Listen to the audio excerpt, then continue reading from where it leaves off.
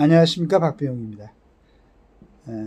이제 국회 내에서 선수를 얘기를 하죠. 그러니까 뭐 이제 초선, 재선, 뭐 3선, 4선, 5선 그래가지고 다선, 그러니까 뭐 5선이나 6선 되는 사람들이 국회 부의장도 하고 의장도 하고 주로 이제 그렇죠.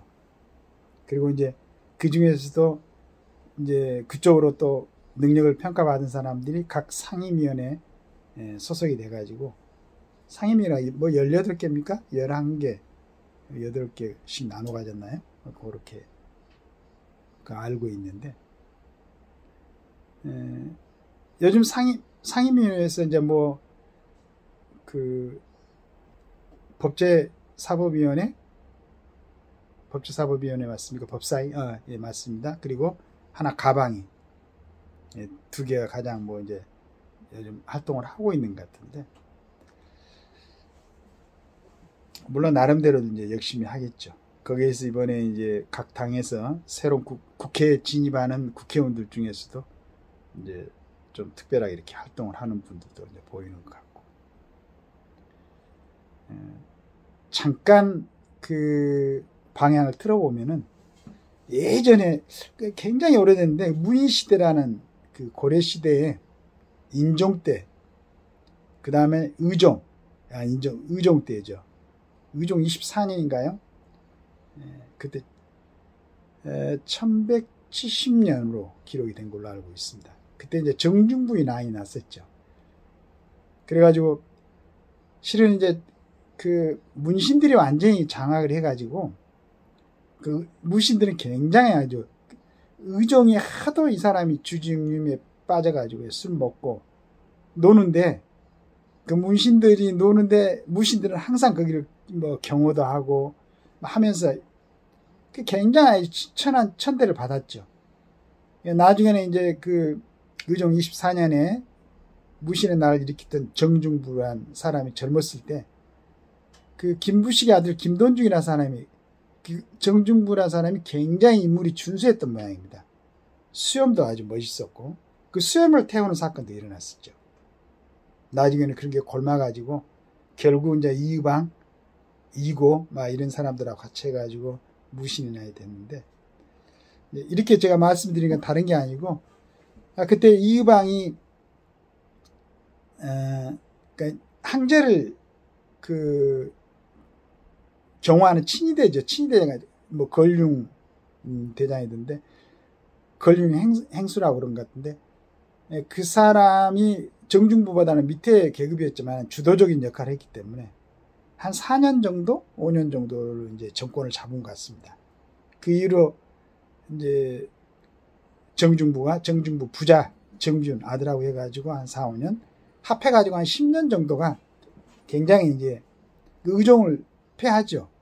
또 밑에 의임을 시켜가지고 의종을 이제 살해한데, 극에서는 보니까 이제 의종의 어머니인 태우하고 이제 이렇게 의견을 같이 해가지고, 그 다음에 정균의 어떤 그러한 행태가 참 인정할 수 없을 정도로 굉장히 아주 심한데, 그걸 갖다가 이제 경대승이 정리를 하고, 그래서 이제 참 봤어요. 경대승이 한 3년 정도 하다가 30살에 갑자기 이제 사망한 걸로 나왔습니다. 즉 말해서 천하를 쥐고 통치를 했던 의종도 역시 가고, 그 다음에 이제 이의방, 정중부, 그 다음에 경대신도 가고, 나중에는 이제 이의방 밑에 있었던 이음이라는 사람이 한 13년간 이제 군부를 장악하고, 결국은 이제 뭐 지금 같으면 전부 다 정부까지 전부 장악하게 되죠. 즉 말해서 권력이라는 것은, 그런데 지금처럼 이제 뭐 진짜로 어떤 문제가 일으켰으면 감옥에 가는 것, 최고의 형벌이 감옥에 가는 거죠. 근데 그때는 죽임을 당하죠. 본인만 아니고 연좌자가 있었기 때문에 주변에 뭐 처자식. 그러니까 제가 참 놀랬던 게, 그때 그 사람들의 용기입니다. 좋은 용기든 나쁜 용기든, 내가 만약에 일어서갖고 여기다 한거를 하게 되면은 안 됐을 때는 죽임을 당하고, 그런데도 불구하고 그때 이제 스스로들은 그게 의라고 생각했죠. 거의 비슷한 게 이제 우리나라에서는 5.16 혁명, 그 다음에 전두환 씨의 12.12 사태. 12.12는 이제 뭐 그 혁명이라고 할 수는 없고 그냥 사태라고 그랬죠. 그런 모습을 봤습니다. 결국 권력은, 그 막강한 힘은 한시적이라는 것.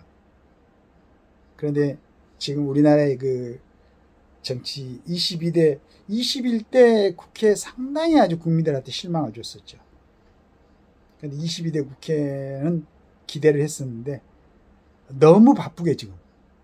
그러니까 나는 우리 국회의원 이분들이 조금 숨을 좀 고르고 지금 하고 있는 게 과연 이게 맞는 건가 틀린 건가를 청 물어볼 사람이 없으면 집에 가서 자기 부인들한테라도 한번 물어봤으면 좋겠어요. 지금 이게 맞냐? 이렇게 돌아가는 게 과연 세계 뭐 10대 경제 대국을 이뤘다는 대한민국에서, 그 다음에 엊그제 보니까 우리 그 기아입니까? 올해 차에 선정된 기아가 있는 이 대한민국에서, 그 다음에 원전 수주 24조를 갖다가 프랑스를 제치고 한 우리 대한민국에서 다른 부분에서는 세계적으로 이렇게 인정을 받고 잘 하고 있는데, 내가 국회의원이 돼가지고 지금 뭐 172대 108입니까? 이제 거기 172에다는 더 이제 붙어가지고 뭐 190이라고 그랬어. 190이라고 그러나? 이 싸움을 지금 하고 있는데, 이게 과연 국민들 시각에는 어떻게 보일 것인가? 너무나 국력을 소비하고 있는. 작년에 자영업자들이 100만 명이 폐업을 했다고 그러는데, 그걸 바쁘시겠지. 뭐 그런 걸 갖다가 한 번이나 보는가, 그 다음에 그걸 심각하게 생각하는가. 막 그런 걸 생각한다면 지금 저런 모습들이 아닐 거라고 생각을 하는데, 오늘 때 제가 시내에 잠깐 나와 보니까 저 국회의원들도 그 플랜카드를 거는 데를 좀 제한을 했으면 좋겠어요. 사거리 같은데 그냥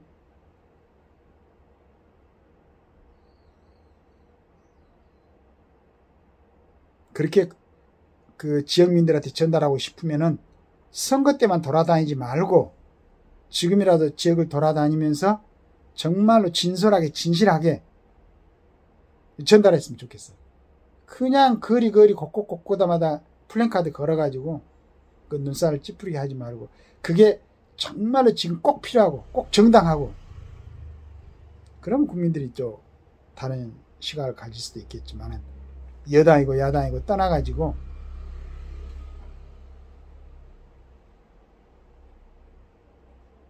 제가 처음에 이제 그 국회의원들의 이제 뭐 초선부터 재선 얘기를 했습니다만은, 지금 5선 6선이 돼가지고 국회 부의장이나 국회의장을 하고 있는 사람들이 과연 내가 제대로 지금 국회를 리드하고 있는가, 국회가 전체적으로 방향이 올바르게 가고 있는가 한번 생각해 봐야 된다고 생각해요. 만약 그 모양이 그게 아니면은 가장 국민들한테 부끄럽게 생각하고 책임을 통감해야 돼. 그런 사람들이 다선 의원들이 아닌가라는 생각을 합니다. 물론 어느 시대나 완전하게 이렇게 깨끗하고 완전하게 정리되고 뭐 그러진 않겠죠. 그렇지만은 어느 정도, 그러니까 국민의 다른 영역, 우리 서민들이 살아가는 그 영역보다는 조금 그래도 위에 있어야 되지 않겠어요? 그래갖고 서민들의 아픔도 달래주고 지금 있는 이런 모양새가 조금 덜 정리된다고 그러면은 국민들로부터 몇만으로부터 몇십만의 지지를 받아서 헌법기관인 국회의원으로 당선된 정치인들이 그걸 어루만져주고 좀 정돈시켜주고 국민들이 덜 이해하고 있는 걸 제대로 이해시켜주고 선동하지 말고 이해하는데 방해하지 말고, 그런 모습들이 정치 아닙니까? 바르게 다스린다는, 저는 그렇게 이해를 하고 있는데, 그런 부분들이 오늘 마침 일요일입니다. 오늘은 뭐 쉬시겠지. 좀 집에서 쉬시면서 세상이 어떻게 돌아가고 있는가, 여러분들의 영향을 받는 국민들은 지금 어떻게 살고 있는가, 지금 시내에 나가면 내놓은 가게들이 얼마나 많은가. 물론 뭐 아파트 가격은 올라간다고 그러는데 그 올라가는 데가 전부 다 몇십억씩 하는데, 그런 데가 주로 올라가죠. 먹고 사는데 전혀 지장이 없는 사람들.